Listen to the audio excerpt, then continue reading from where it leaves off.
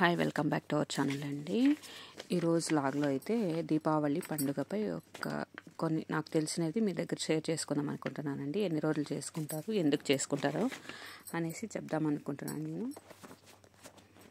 దీపావళి పండుగ ఎప్పుడు వస్తుందంటే, దీపావళి ఆశ్వీజ బహుళ అమావాస్య రోజున ఈ పండుగను జరుపుకుంటారండి. అక్టోబర్ లేదా నవంబర్ మంత్లో వస్తుందన్నమాట. నరక చతుర్దశి, దీపావళి పండుగ, బలిపాడ్యమిని 3 రోజులు చేసుకుంటారండి. చెడుపై మంచిని సాధించిన విజయానికి గుర్తుగా పటాకీలు కాల్చి దీపావళి వేడుకను జరుపుకుంటారండి. దీపాలతో పండుగను ప్రతికూల శక్తులను తొలగించి నూతన వెలుగులను తీసుకొచ్చే గొప్ప పండుగగా అని కూడా చెప్పవచ్చండి ఈ దీపావళి పండుగ. 14 సంవత్సరాల తర్వాత రాముడు వనవాసం నుంచి అయోధ్యకి తిరిగి వచ్చిన అందుకు ప్రజలందరూ ఇంటి ముందు మట్టి దీపాలు వెలిగించి ఈ పండుగనైతే వేడుకగా చేసుకున్నారండి. దీపావళి అంటే మట్టి దీపాలను వరుసగా పెట్టడాన్ని దీపావళి అని అంటారండి.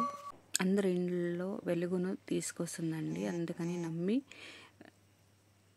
చీకటిలో దీపాలు పెడతారండి. అందుకని సాయంకాలం వేళలను దీపాలు పెడతారండి. మంచిదని గుమ్మాని దగ్గర, తులసి కోట దగ్గర తప్పనిసరిగా పెడతారనమాట.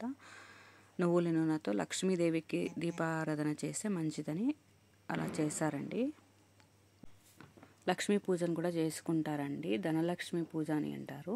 ధనలక్ష్మి పూజ రోజున ధనధాన్యాలు అష్టైశ్వర్యాలు వస్తాయనేసి లక్ష్మీదేవిని కొలుస్తారండి.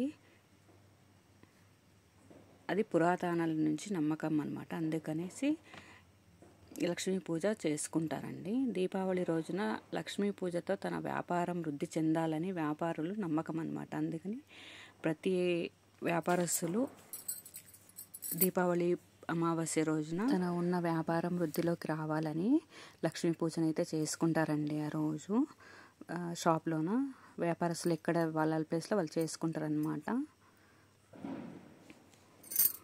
థర్డ్ వన్ వచ్చేసి బలిపాడ్యమని అండి.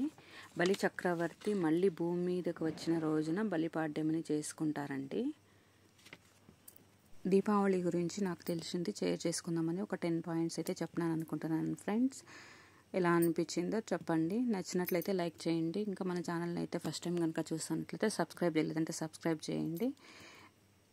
మేము ఇలా మా ఇంట్లో పూజ కార్యక్రమం అంతా కట్ చేసుకున్నాము. మా పాప మా ఇంట్లో లక్ష్మీదేవి కాబట్టి మా పాపనే దీపాలన్నీ పెట్టిందనమాట. మా ఇంటి మహాలక్ష్మి మా పాపే అనమాట. సో మా పాప దీపాలన్నీ పెట్టిన తర్వాత క్రాకర్స్ అంతా అంటించింది. తర్వాత మా ఫ్రెండ్ లక్ష్మీ పూజ చేశానంటే పసుపు కుంకుమ తీసుకుందరా అండి అంటే అక్కడికి వెళ్ళినాము. మా ఫ్రెండ్ చాలా బాగా అయితే చేసింది. వాళ్ళు సంవత్సరం చేస్తారంట. సో వెళ్ళొద్దామనేసి ఇక్కడ క్రాకర్స్ అంతా అంటించిన తర్వాత వాళ్ళ ఇంటికైతే వెళ్ళినాము. చాలా బాగా సింపుల్గా బాగా చేసినారనమాట. పిండి వంటలు అంతా చేసి లక్ష్మీ అమ్మవారిని నీట్గా కలశం పెట్టి అమ్మవారికి నీట్గా అలంకరించి పూజ చేసుకున్నారు. పిండి దీపాలు కూడా పెట్టినారు. వాళ్ళు లైటింగ్ అంతా వేసినారు. సింపుల్గా ఇలా అమావాస్య రోజున లక్ష్మీ పూజ చేసుకుంటారండి. వీళ్ళు ఉత్తర కర్ణాటక వాళ్ళు. సో వాళ్ళు రెగ్యులర్గా ఇటు సైడ్ మన సైడ్ అయితే వరలక్ష్మి వ్రతం చేసుకుంటారు. వీళ్ళు అప్పుడు చేసుకుంటారు, ఇప్పుడు చేసుకుంటారంట. సో ఇది స్పెషల్. మేము వెళ్ళి వచ్చేసినాము. మదర్ అండ్ డాటర్ డ్రెస్ వేసుకున్నారు, సేమ్ కలర్ వేసుకున్నారంటే సరే అనేసి మళ్ళీ ఇద్దరు కలిసి ఒక ఫోటో అయితే తీసుకున్నాము. చాలా హ్యాపీ అనిపించింది. మా ఫ్రెండ్ వాళ్ళ ఇంటికి వెళ్ళి ఇలా సేమ్ డ్రెస్ వేసుకున్నామని మేము అబ్జర్వ్ చేయలేదు, వాళ్ళే కనుక్కున్నారనమాట. ముఖ్యంగా పసుపు కుంకుమ అయితే తీసుకుందాం అనుకున్నాను. మా ఫ్రెండ్ మేము వెళ్ళినప్పుడు ఎక్కడో వెళ్ళింది. ఒక 10 మినిట్స్ కూర్చొని వచ్చే వరకు వెయిట్ చేసి ఇంకా పసుపు కుంకుమ తీసుకుంటున్నాము. తనే చూడండి గ్రీన్ సారీ వేసుకుంది. తనే మా ఫ్రెండ్. ఇంకా పసుపు కుంకుమ తీసుకొని వాళ్ళకు కూడా పసుపు కుంకుమ పెట్టేసి కొంతసేపు అలా మాట్లాడుకున్నామండి. దీపావళి రోజున